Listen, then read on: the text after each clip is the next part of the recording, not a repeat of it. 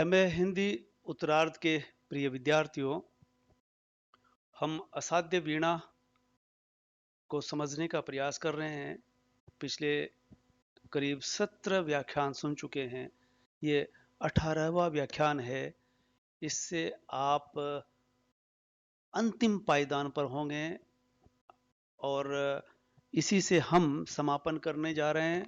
हम पिछली बार कहाँ थे, इसे जोड़ने के लिए सब डूबे तीरे झिपे जागे हो रहे वंशवद स्तब्ध, इयता सबकी अलग अलग जागी, संगीत हुई पा गई विलय, वीणा फिर मूक हो गई, राजा सिंहासन से उतरे। सब डूब जाते हैं जब असाध्य वीणा साध्य होती है। प्रियमवद जब इसे साधते हैं, किस तरह से साधते हैं ये आप पिछली बार ठीक से समझ चुके हैं। सब स्तब्ध रह जाते हैं और सबकी इयता यानी सबका अपना अंदर का स्वभाव, प्रकृति, ये सब सामने साकार हो जाती है। सबके अनुकूल वहां सुनाई पड़ता है। और जब सब अपनी अपनी इयता में जाग जाते हैं, तब वो संगीत यानी वो असाध्य वीणा जो साध्य हुई, फिर वो मौन हो जाती है, पा गई विलय, फिर मूक हो गई। और इस तरह से समापन होता है। राजा सिंहासन से नीचे उतर आते हैं। रानी ने अर्पित की सत लड़ी, जनता विहल कह उठी है स्वरजित, धन्य धन्य संगीतकार। वीणा को धीरे से नीचे रख, मानो गोदी में सोए शिशु को पाल डालकर मुग्ध मां, पालना डालकर मुग्ध मां हट जाए दीठ से दुलारती। रानी ने अर्पित की सत लड़ी माल, जनता विवल कह उठी धन्य स्वरजित, धन्य धन्य संगीतकार। राजा ने संगीतकार का स्वागत किया, अभिवादन किया अपने ही अंदाज में, और रानी भी अपनी सतलड़ी लेकर के उतरती है अर्पित करने के लिए। जनता विवल हो उठती है। आए और स्वर को जीतने वाले, तुझे धन्य हो हे संगीतकार। इस तरह से वो सब वहां धन्य धन्य की आवाज चारों तरफ से गूंजती है। उस समय संगीतकार क्या करता है? संगीतकार शांत है, संगीतकार मूक है, वो सुन रहा है और वीणा को धीरे से नीचे रख ढक, मानो गोदी में सोए शिशु को पालना डालकर मुग्ध मां हट जाए दीठ से दुलारती। और इस तरह वो प्रियमबद्ध अपना काम करके, साधना पूरी करके, शांत भाव से उस गोद में रखी हुई वीणा को गोद से उठाकर उससे मुक्त होने के लिए वहीं रखता है और बड़े प्यार से आहिस्ता से नीचे उतारता है। किस तरह से इसका भी बिंब खड़ा किया है कि मां जब शिशु को गोदी में लिए रहती है, गोदी से वो पालना में जिस तरह से रखती है, रखते हुए भी वो मुग्ध मां मुग्ध भाव में डूबी होती है। मुग्धता देखी जा सकती है उस मां की। यानी कहने का आशय यह है कि वो अपनी गोदी में वीणा को ठीक वैसे ही लिए हुए था जिस तरह से शिशु को मां गोद में लिए रहती है और पालने में डालकर प्यार से, हल्के से, आहिस्ता से उतारती है। उस तरह से वो गोदी से उतारता है और फिर हट जाता है, उसी तरह से जैसे मां अपनी दृष्टि से दुलारती हुई वहां से दूर हो जाती है। और उठ खड़ा हुआ, बढ़ते राजा का हाथ उठा करता आवर्जन, बोला श्रेय नहीं कुछ मेरा, मैं तो डूब गया था स्वयं शून्य में। वीणा के मध्य से अपने को मैंने सब कुछ को सौंप दिया था, सुना आपने जो वो मेरा नहीं।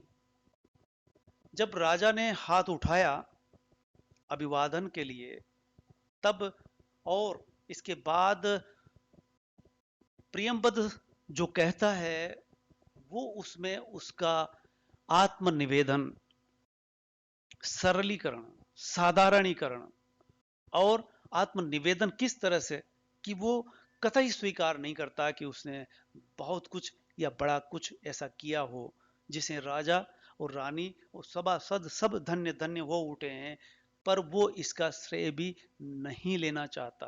कहता है, बोला, श्रेय नहीं कुछ मेरा, इसमें मेरा ऐसा कुछ भी तो नहीं, मैंने ऐसा कुछ भी तो नहीं किया, मैं तो डूब गया था स्वयं शून्य में। मैंने अगर कुछ किया है, जैसे आप कह रहे हैं कि आपने साध्य कर दिया इस असाध्य को, असाध्य वीणा को, इस असाध्य काम को, तो मैं नहीं स्वीकार करता, क्योंकि मैंने ऐसा कुछ भी नहीं किया। अगर किया तो सिर्फ इतना कि मैं तो डूब गया था महज उस शून्य में। जो शून्य है, उसी शून्य में मैंने भी अपने आप को तदाकार कर दिया और उसमें शामिल हो जाता हूं। वीणा के माध्यम से अपने को सब कुछ को सौंप दिया था, सुना आपने जो वो मेरा नहीं। आपने बेशक सुना होगा, लेकिन वो मेरा कुछ ऐसा नहीं था जो मैंने किया हो। यानी जो कलाकार संगीत बजा सकता है साधना करके, अभ्यास करके वीणा को बजाता है, वैसा तो मैं कर नहीं सका, कर ही नहीं सकता था, क्योंकि मैं वीणा बजाने वाला नहीं हूं। मैंने तो सिर्फ शून्य में उसके साथ तदाकार होने का प्रयास किया। वीणा के माध्यम से अपने को सब कुछ को सौंप दिया था। जो ये सब कुछ प्रकृति में है, प्रकृति से ही हम बने हैं, ये बोध कवि प्रियंवद के माध्यम से करवाना चाहता है। और मैं भी समझ सका हूं अभी अभी कि अगर हम प्रकृति से अलग हट करके मानते हैं, अपने को ऊपर मानते हैं, तो प्रकृति के साथ उपभोग करते हैं प्रकृति का। प्रकृति हमें बहुत कुछ देती है और हम प्रकृति से बहुत कुछ लेते हैं, लेकिन देते कुछ भी नहीं है। ये आजकल हो रहा है। कवि यही कहना चाहता है, प्रियंवद यही कह रहा है कि मैंने तो कुछ किया ही नहीं, बल्कि किया इतना कि प्रकृति में क्या क्या है, इस वीणा के माध्यम से, वीणा कहाँ से उद्भव होता है, कैसे बनती है, किन के माध्यम से बनती है, ये सब मैंने यहां देखा और किया, महसूस किया, और उसी के साथ तदाकार होता हूं। न वीणा का था, वह तो सब कुछ की तत्ता थी, महाशून्य व महामौन, अविभाज्य, अनाप्त, अद्रवित, अप्रमेय, जो शब्दहीन सब में गाता है। नमस्कार कर मुड़ा प्रियंवद केश कमली, लेकर कंबल गेह गुफा को चला, उठ गई सभा। न वीणा का था, वह तो सब कुछ की तत्ता थी, ये वीणा का भी नहीं था, बल्कि वो तो सब कुछ जो आप में है, वो आपने देखा, प्रकृति में मैंने वो देखा, और प्रकृति के माध्यम से ही मैं यहां था प्रकृति के साथ। और इसी के तहत आप में जो कुछ था, जिसमें जो कुछ था, वो उसने महसूस किया। महाशून्य, महामौन, जिसे कहा जाता है इस आध्यात्मिक शब्दावली में कि शून्य में बहुत कुछ है, मौन में वो सब कुछ साध सकता है, महाशून्य में विलय हो जाता है अंततः, और उसमें विलय होकर के, मिल करके ये असाध्य वीणा साध्य होती है।